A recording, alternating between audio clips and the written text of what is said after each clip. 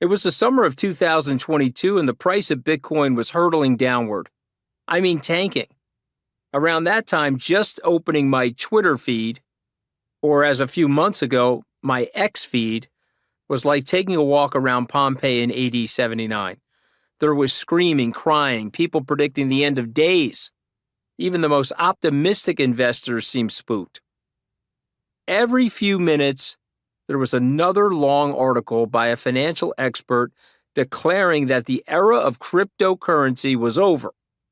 By extension, anyone who had promoted crypto at any point in the past, including, say, Italian-American former White House communications directors who had taken massively long positions on financial products linked to the blockchain, thereby exposing their investors to all the ups and downs of the crypto space, seemed to be in big trouble.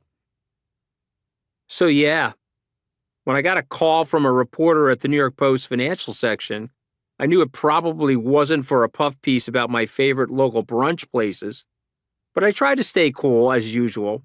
Believe it or not, my one world-famous profanity-laced phone call with a certain reporter from the New Yorker was not indicative of how most of my calls with reporters go.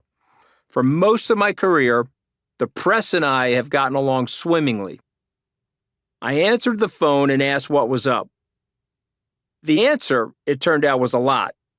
Bitcoin was still tanking, so were a litany of other cryptocurrencies that had become popular in recent months. The reporter at the Post had heard that several of my clients were eyeing the exit, which is a kind way of saying they wanted to pull their money out of my fund and fire my ass. I took issue with some of the questions I was asked during that call and calmly explained my point of view.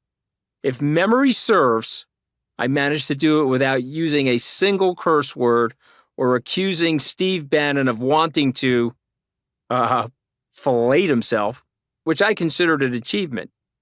But I could tell that whatever the Post printed tomorrow, it wasn't going to make me look like a great guy. Whatever. I figured that after a few decades of taking shots in the press, including my 11 famous days under the watchful eye of the White House press corps, an experience that makes falling into a pit of venomous snakes seem pleasant by comparison, I would be able to take a bad write-up in the Post and move on without missing a beat.